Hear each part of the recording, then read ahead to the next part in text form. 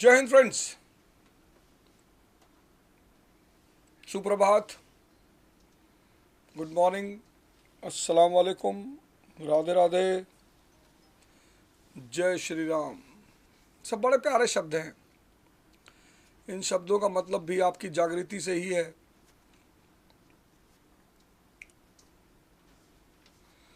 तो उठ जाग मुसाफिर भोर भई,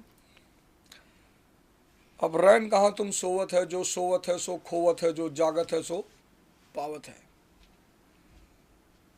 और इतनी अच्छी सुबह जब बारिश हो रही है और एक हल्की सी ठंड का एहसास है, तो उसी में अगर एक कप काढ़ा हो जाए तो उसका कोई जवाब नहीं है।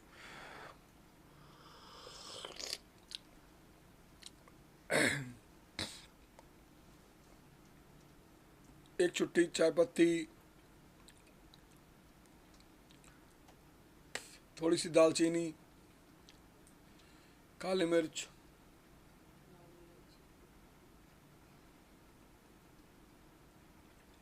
लौंग, इलायची, एक चुटकी गुड़।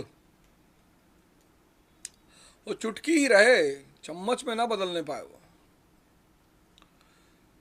तो फिर उस काढ़े का कोई जवाब नहीं।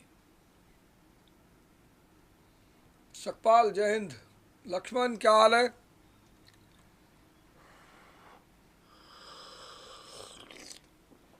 आहा,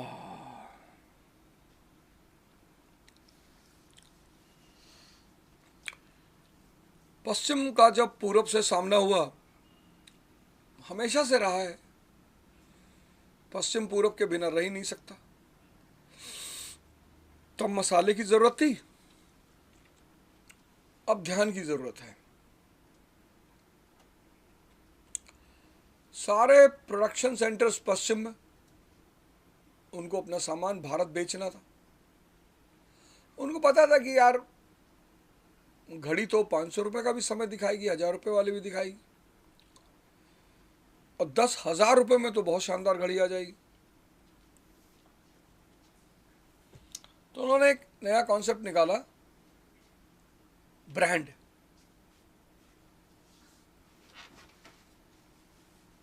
पहले आदमी इच्छा का गुलाम तो था ही, इच्छा के साथ उन्होंने एक नई चीज जोड़ दी, ब्रांड। ब्रांड है कि नहीं है?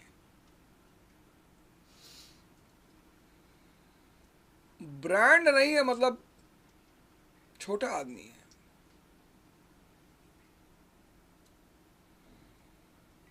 तो अब बहुत सारे लोगों की इच्छाएं तो पूरी हो गई, पर वो दुखी इसलिए है क्योंकि ब्रांड नहीं है उनके पास।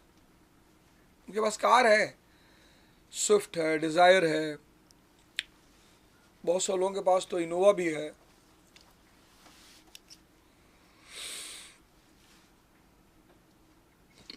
कई लोगों के पास फॉर्च्यूनर भी है, पर मर्सिडीज नहीं है।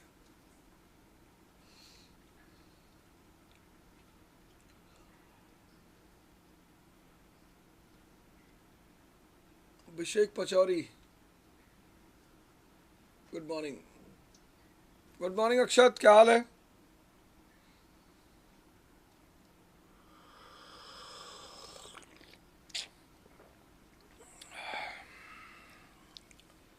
और पश्चिम को एक बात, जब वो भारत के साथ रहने लगे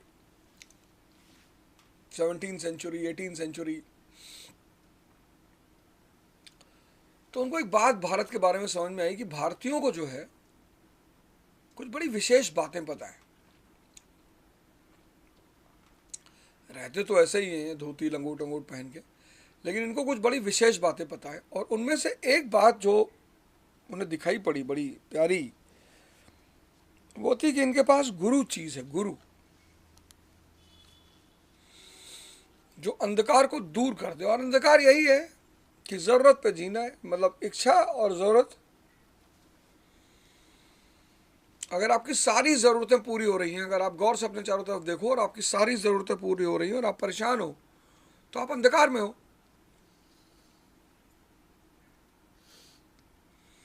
और उस अंधकार को सिर्फ एक ही आदमी दूर कर सकता है, आपकी अज्ञानता को सिर्फ एक ही आदमी दूर कर सकता है, और वह गुरु। और अज्ञानता का पढ़ाई लिखाई से कुछ भी लेना देना नहीं है। अज्ञानी और अनपढ़ में फर्क है। अनपढ़ मतलब जो कभी स्कूल नहीं गया। ऐसे तो कबीरदास भी, दास जी भी स्कूल नहीं गए, गोरा कुम्हार भी कभी स्कूल नहीं गए, रविदास जी भी कभी स्कूल नहीं गए, लेकिन ज्ञानी है।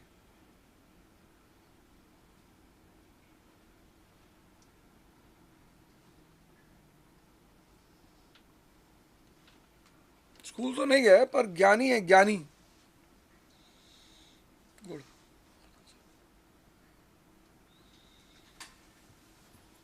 पर वो ज्ञानी है।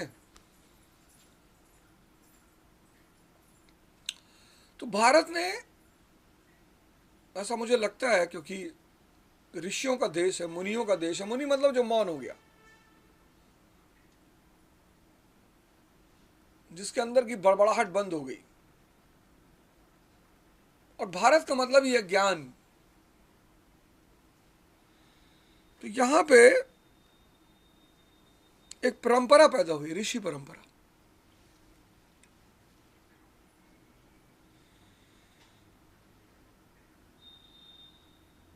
आदि योगी से वो कहानी शुरू होती है। बड़ी कहानियां हैं। परम महाअवतार बाबा की कहानी है, आदि योगी बाबा की कहानी है, कैलाश पर्वत की कहानी है। कहते हैं भारत में, चीन में एक कहावत है कि जब शिष्य तैयार हो जाता है तो गुरु अपने आप आ जाता है। तो भारत में जो है ऋषि परंपरा पैदा हुई। चीन में भी एक परंपरा पैदा हुई कन्फ्यूशियस की। फिर उधर ईरान में जोरथुस्त्र। फिर पश्चिम एशिया में बड़े सारे संत हुए, हजरत आदम, हजरत इब्राहिम, बड़े सारे संत हुए उधर भी। और ये सारी परंपराएं शायद भारत से ही चली हैं, ऐसा ऐसा मेरा मानना है कि ये परंपराएं भारत से चली। ध्यान की परंपरा, ये सब भारत से चली।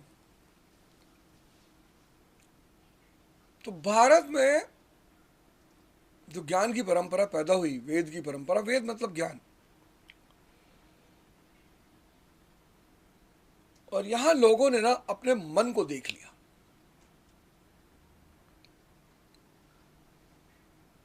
मनन किया तो मन समझ में आया कि मन के पास आदत होती है, मन के पास द्वंद्व होता है, मन अंधा है, मन के पास हरामखोरी है, इसकी इच्छाएं हैं, पश्चाताप भी ये करता है। ये सब मन की फीचर्स उनको समझ में आए।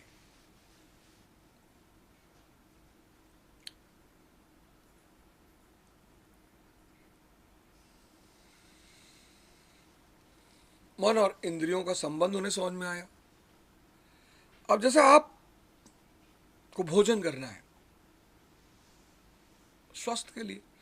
अब भोजन किस लिए करना है? न्यूट्रिएंट्स के लिए करना है। एक जागृत आदमी जो भोजन करेगा वो न्यूट्रिएंट्स के लिए करेगा। न्यूट्रिएंट्स के लिए, न्यूट्रिएंट्स मतलब carbohydrate, protein, fat, vitamins, minerals, इनके लिए भोजन करेगा। लेकिन अध्यानी आदमी भोजन किसके लिए करेगा? विशाल कुमार, खुश रहो।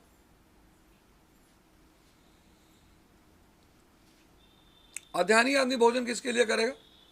स्वाद के लिए। तुषार, अध्यानी आदमी भोजन करेगा स्वाद के लिए, स्वाद के लिए। वही मामला गड़बड़ हो जाएगा।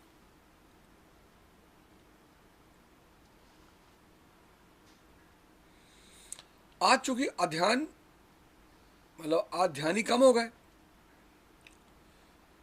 तो स्वाद पर भोजन हो गया, तो बीमारों की संख्या बढ़ गई।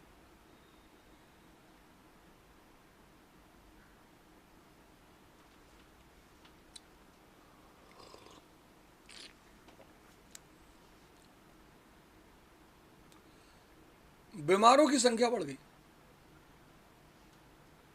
हमने देखा 70-80 के दशक में हर घर में ये काढ़ा बनता था, हमारे मामा के यहाँ तो बनता ही था। बड़े बड़े गिलास,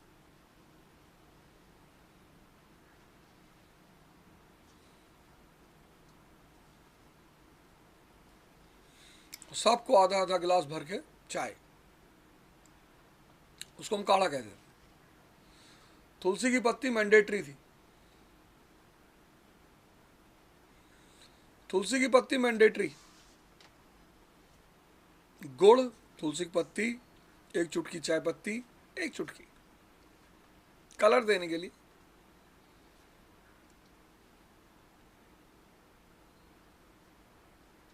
काली मिर्च,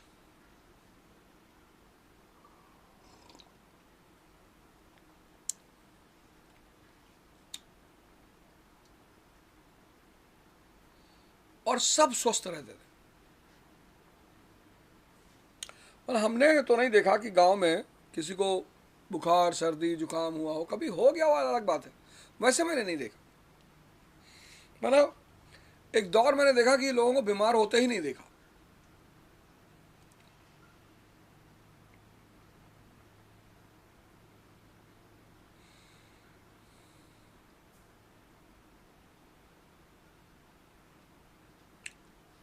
तो इस देश ने मन को पकड़ लिया, मन और इंद्रियों के संबंधों को पकड़ लिया, मन और इंद्रियों के जाल को पकड़ लिया, मन और इंद्रियों से पैदा हुआ बंधन को पकड़ लिया।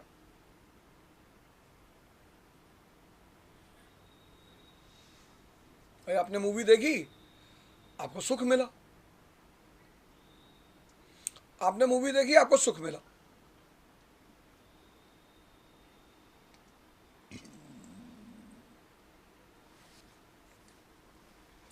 मेरे एक मित्र थे, मूवी देखने का मुझे भी बचपन में बड़ा शौक था, बहुत बहुत शौक था।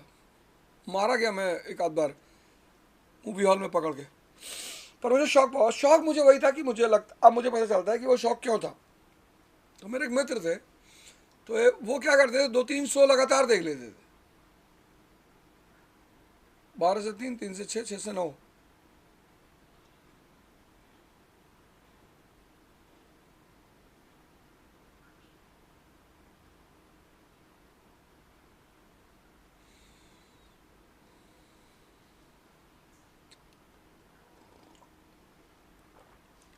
वो 2-3 शो लगातार देख लेते थे।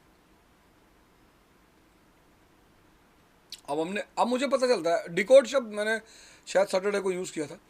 अब मुझे पता चलता है कि यार हम लोग मूवी में खो जाते थे, हमारी चिंताएं, हमारे दुख, हमारे कष्ट सब गायब हो जाते थे,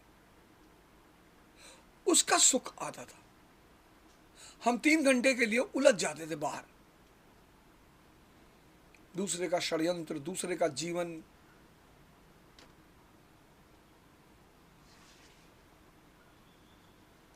और चूंकि हमारे अंदर दमन बहुत होता था, तो हमें मारपीट की पिक्चरें बहुत अच्छी लगती थी।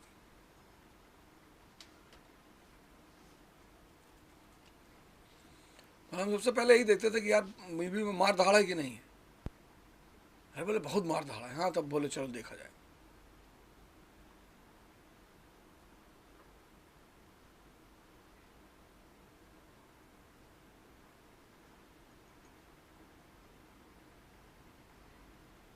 मूवी, एडवेंचर, एडवेंचर, कोई भी एडवेंचर व्यक्ति को विचार शून्य कर देता है। झूला विचार शून्य, नशा विचार शून्य, और सेक्स, और वो का तो बहुत ताकतवर चीज, सारी इंद्रियां उसमें इन्वॉल्व होती। अब खाना खा रहे हो तो सिर्फ जीभ इन्वॉल्व है, अब आंख से थोड़ी खाना खाओगे आप।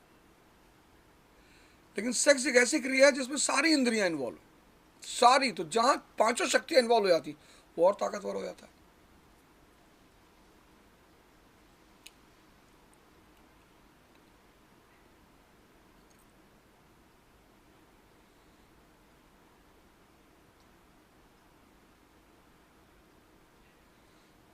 मुनि लोग फंस गए, ऋषि लोग फंस गए। अच्छा, स्त्री में ताकत नैसर्गिक है, वो नेचुरल ताकत है, 6-7 चक्र हैं, उसके 2 चक्र जागृत हैं। अगर आप चाहते हो कि आपका जीवन बहुत अच्छा रहे तो आप जरूर ध्यान करो। स्त्री के 2 चक्र जागृत हैं नेचुरली, 7 में से। एक उसका काम चक्र और एक उसका हृदय चक्र। हृदय चक्र के जागृति से उसके अंदर करुणा बहुत ज्यादा है।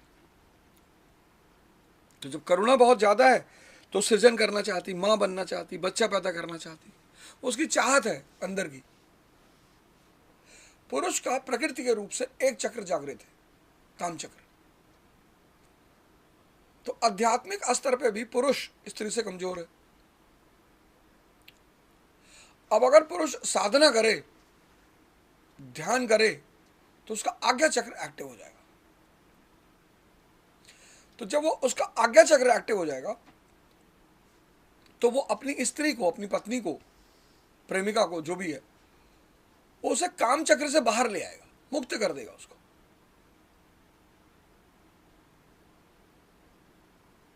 और यहीं पर पति परमेश्वर बन जाएगा।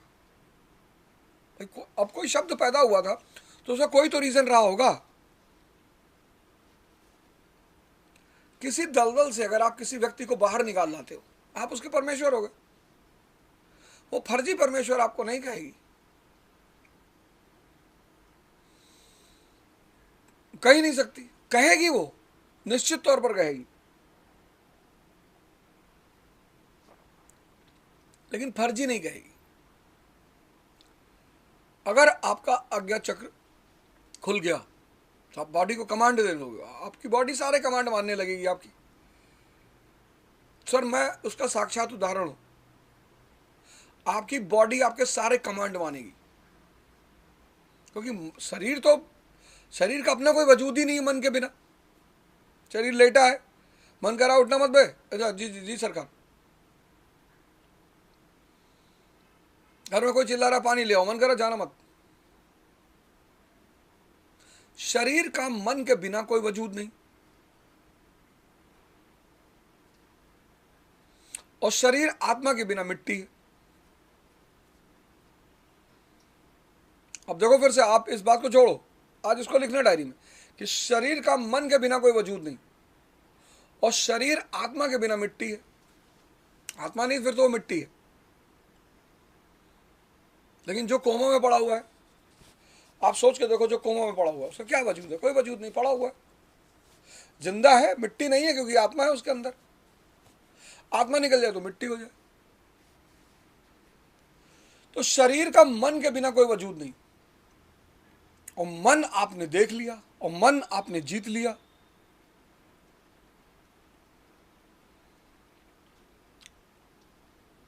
तो शरीर को जो भी हुक्म आप दोगे कि सांस रोक ले बे आधा घंटा, जी मालिक, रोक लेगा।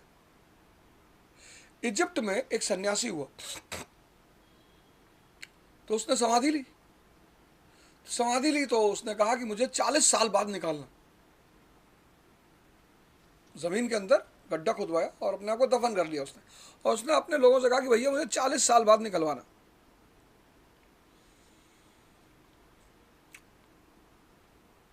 अब 40 साल जो लोग उसको समाधि दफन करके आए थे, 40 साल बीत गया, सारे लोग मर गए,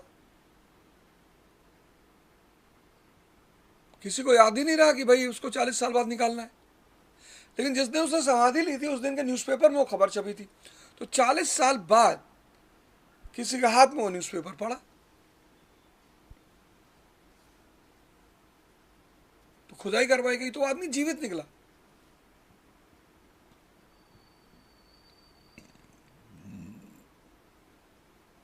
एक साल उसके बाद और जिंदा रहा।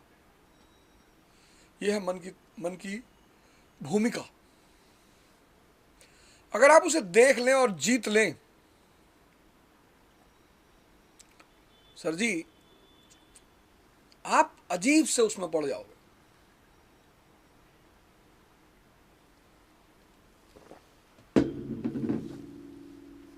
अगर आप उसे देख लें, और उसका देखने का रास्ता एक ही है, ध्यान।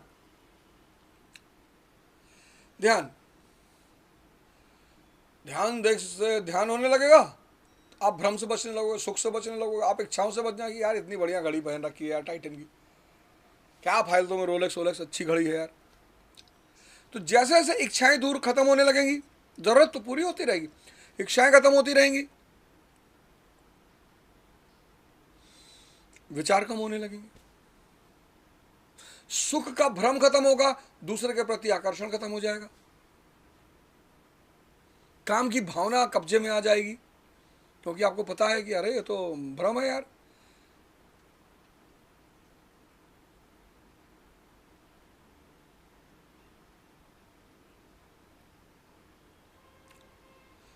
और भैया कल जो है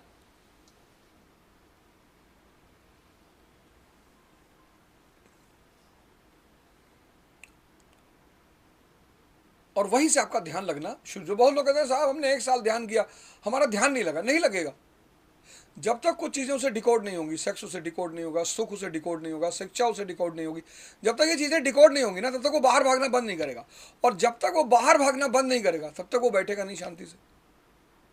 आप लाख कोशिश कर लो, आप लाख कोशिश कर लो, मानेगा नहीं।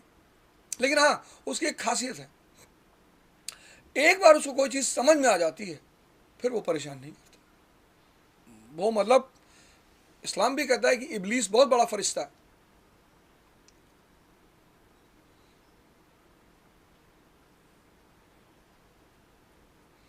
तो मैं चाहता हूं कि आप इस देश के युवा और इस देश में जो भी लोग परेशान हैं, जैसे कोई कैंसर से पीड़ित है, और असाध्य रोग कहना बंद कर दीजिए। इस दुनिया में शक का इलाज नहीं है, बाकी हर चीज का इलाज है। बस एक चीज का इलाज नहीं है, शक का।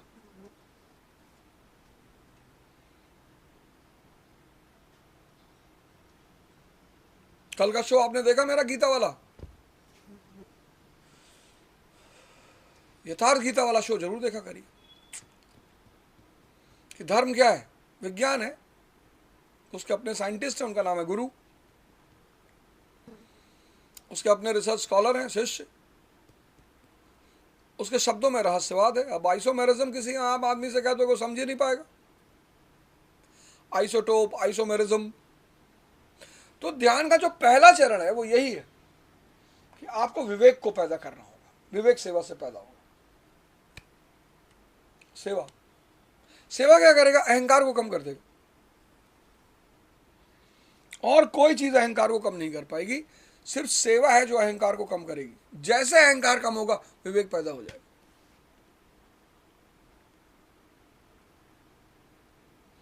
साधु के पास अहंकार ही तो नहीं है, न कपड़े का अहंकार, न धन का अहंकार।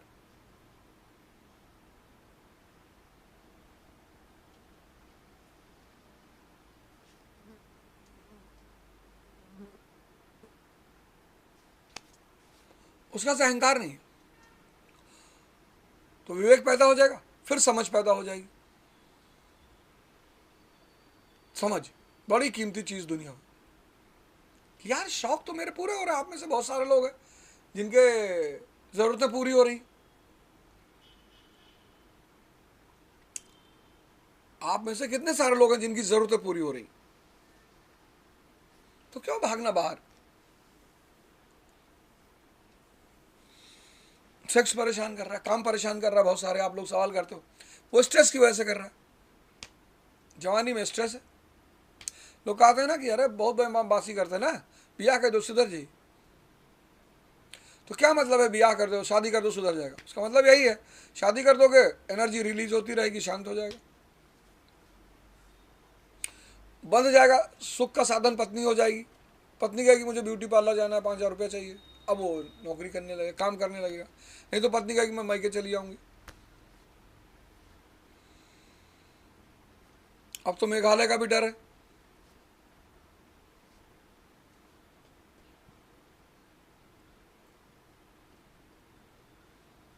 हाँ? अच्छा, जैसे ही समझ पैदा हुई वैसे ही धैर्य पैदा हो जाएगा। आप बैठने लगोगे शांति से। विवेक, समझ, धैर्य। धैर्य अपने आप नहीं पैदा होगा, पहले विवेक, फिर समझ, फिर धैर्य। और जहां धैर्य पैदा होना शुरू हुआ, और भाई साहब,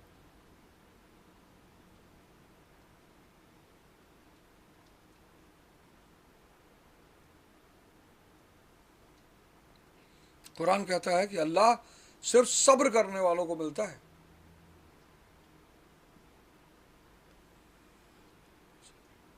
पता नहीं कैसे कोई आयत है, या अल्लाह मा साबरीन, ऐसे कोई आयत है, मुझे उस वक्त याद नहीं है।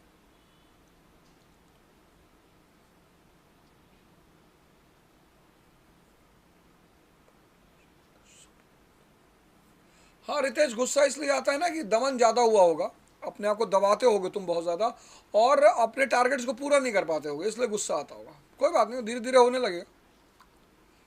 क्रोध दमन का परिणाम है रितेश। क्रोध जो है वो दमन का परिणाम है।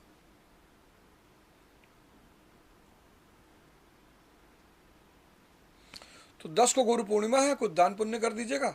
दान नीडी आदमी को कर दीजिए। दान जो है ना वो नीडी आदमी को करिए, कोई नीडी आदमी हो और मुंह कवर कर लिया करिए, मतलब मास्क बना लिया करिए, तब दान किया करिए। दान दिखाई ना पड़े, दान की सेल्फी ना हो। दान बेसिकली टैक्स है। तो विवेक, समझ, धर्म, धैर्य, और धैर्य से धर्म।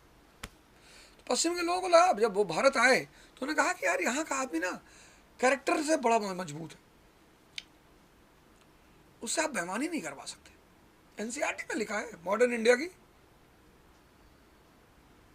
पश्चिम के लोगों को बड़ा आश्चर्य हुआ कि यार यहाँ का आदमी चरित्र से इतना मजबूत कैसे है। प्राण जाए पर वचन न जाए, जिसका नमक खाए उसके लिए जान दे देंगे। अब ये सब बातें पश्चिम में थी नहीं,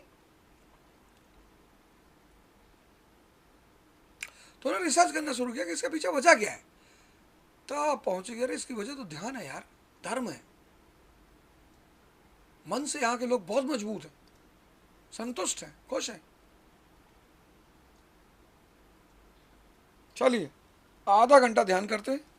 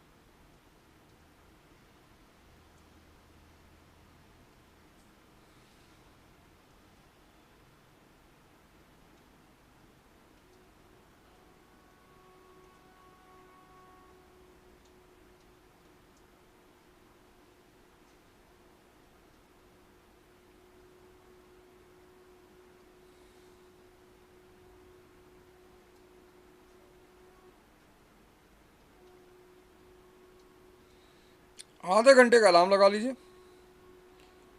और आधा घंटा ध्यान करते हैं। अपने आप से मिलते हैं, अपने मन को देखते हैं।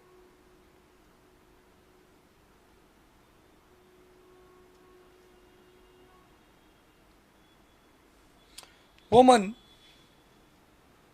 जिसे हमने खुला छोड़ रखा, बेलगाम,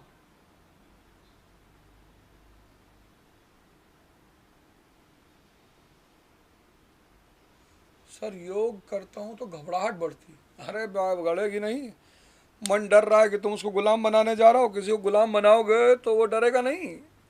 ध्यान शुरू करोगे, योग करोगे तो तुम्हारा साथ देगा। वो मालिक बन के रहा है 20 साल, 24 साल, 25 साल, 30 साल, उल्टे सीधे कर्म कराए हैं तुमसे उसने। कभी सिगरेट पिला दिया, कभी तंबाकू खिला दिया। अब तुम आंख बंद करके बैठ रहे हो तो डरेगा नहीं वो। चलिए स्मरण करिए हर उस व्यक्ति को जिसको आप बहुत प्रेम करते हैं।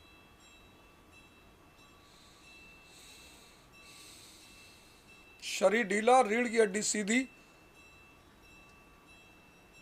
और ध्यान सांसों पे।